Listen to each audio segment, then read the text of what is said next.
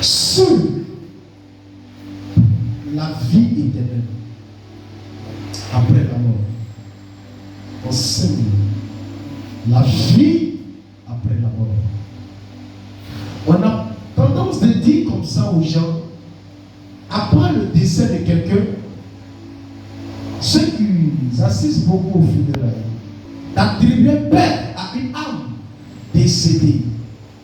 Est-ce que c'est une mauvaise chose d'attribuer paix à une âme décédée? Exactement. Elle n'est pas une mauvaise chose, elle est une bonne chose. Mais il y a une erreur que tout le monde commet. Et parfois, certaines personnes ont compris qu'il ne faut plus commettre cette erreur. Dans le monde personnel, il ne faut plus commettre cette erreur. Et je vous explique quelle est l'erreur. Et cette erreur, c'est quoi ici? C'est de connaître, est-ce que l'âme décédée a accepté Jésus-Christ? Est-ce que l'âme décédée a connu Jésus-Christ? Parce que la Bible dit qu'il n'y a pas de paix après un décès. Quiconque n'a pas connu Jésus. Amen. Il n'y a pas de paix. Il y a ce qu'on appelle la tribulation. C'est pourquoi la Bible dit dans le livre de Jean 14, le verset 6, il dit: je suis le chemin, la vérité et la vie. Nul ne peut venir au Père. Écoutez-le. Nul ne peut venir au Père sans passer par lui. Pourquoi sans passer? Il est le médiateur entre lui et des prêtres. La prière de Pierre pour un pasteur, un Narcisse Joseph, même un de ses quoi ne peut changer l'attitude, le comportement d'un humain après son décès à de bonnes choses. C'est archi faux. Donc on ne se voit pas la face pour dire paix à son âme. Lui-même il sait qu'il n'y a pas de paix. C'est ça. Toi qui n'attribues paix, il n'y a pas paix. Il y a paix lorsque on connaît Jésus. Amen. Il y a paix lorsque la Bible dit que les morts en Christ vont pour se reposer. Alléluia. Parce que comprenez qu'après la mort, il y a la vie. Yes. Après la mort, il y a la vie. Yes. Tandis qu'après la mort, il n'y a plus de vie. Il y a la vie. Amen. Parce que la Bible dit que les morts en Christ vont pour se reposer. Et ils attendent le jour de la trompette. Le roi des rois viendra et ceux qui sont morts en Christ ressusciteront. Amen. Ils feront face. Mais ici la question c'est quoi? Pratiquons les bonnes œuvres avant qu'il ne soit trop tard. Toi, tu n'as pas le même visage avec ton frère. Ton frère n'a pas le même visage avec toi. Mais vous portez le même nom. Amen. Il faut comprendre que devant Dieu, amen, il n'aura pas d'explication. Devant Dieu, il n'aura pas de dire: je venais à l'église parce que ma soeur a prié, donc je n'ai plus mis pied à l'église. Tu n'auras pas le temps pour expliquer ça à Dieu. Parce que tu avais le choix de l'adorer. Tu n'avais pas le choix d'adorer ta soeur. Tu n'es pas venu à l'église pour parler à l'oreille de quelqu'un. Tu ne viens pas à l'église pour regarder le comportement de quelqu'un. Tu ne viens pas à l'église pour faire plaisir à quelqu'un. Tu viens à l'église parce que tu peux t'évaporiser aujourd'hui. Tu peux mourir maintenant. Et puis on ne parlera plus de toi. Et si tu vas aujourd'hui, la question ici c'est quoi? Est-ce que des œuvres que tu as pratiquées avant de partir, est-ce qu'elle est juste et parfaite? Bien sûr. Les raisonnements ne peuvent pas changer ton attitude. Amen. Parce qu'on me critique, donc je ne peux pas aller m'asseoir. Mais attention, attention, attention. Amen. Pourquoi tu ne veux pas qu'on te critique? Bien sûr. Dis-moi, pourquoi tu ne veux pas qu'on te critique? Bien sûr. Le diable ne te conduira jamais dans un endroit où toi tu peux être à l'aise. C'est ça.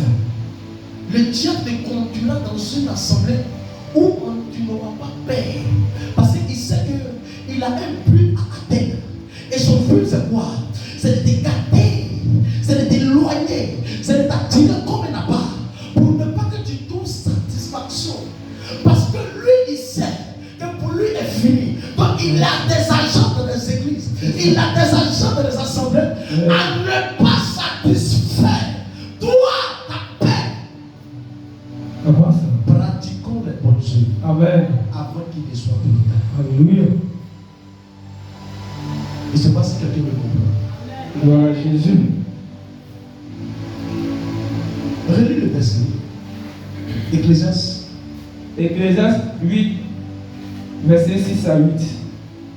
Car il y a pour toutes choses. Car il y a pour toutes choses un temps. Et un jugement. Un jugement. Quand le malheur accable l'homme. Lorsque le malheur de l'homme va arriver. Mais il ne sait point ce qui arrivera. Il ne sait pas quand est-ce que ça va arriver. Il dira comment cela arrivera. Et la question qu'il ne sait pas comment ça va arriver. L'homme n'est pas maître de son souffle. L'homme n'est pas maître de son souffle. Pour pouvoir le retenir. Pour pouvoir le retenir. Il n'a aucune puissance. Il n'a aucune puissance. Sur le jour de la sur le jour de la mort. Il n'y a point de Il n'y a délivrance. pas de délivrance Dans ce combat. dans ce combat. Et la méchanceté. Et la méchanceté ne saurait sauver ne pourra pas le sauver.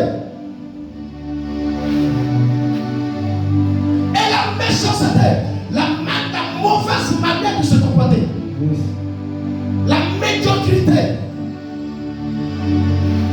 le cœur rempli de malice, le cœur rempli de haine, le cœur rempli de faux pensées, le cœur rempli de boudements, le cœur rempli de choses qui n'en valent pas la peine.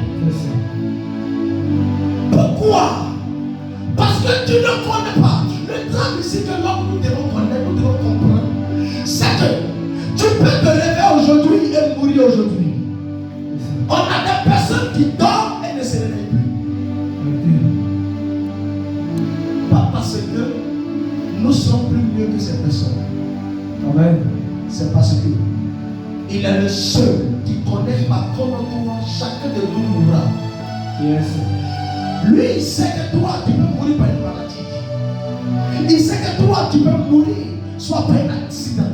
Soit il sait que toi, tu peux mourir lorsque tu vas aller te coucher tranquillement. Lui, Dieu le sait. Mais ici, pour ne pas que ça soit trop tard, c'est que pour ne pas te viendra devant lui pour lui dire, Seigneur, j'ai fait ceci en ton nom, j'ai fait cela. Il te dit en même temps, il faut changer ton cœur. Il faut changer ta malice.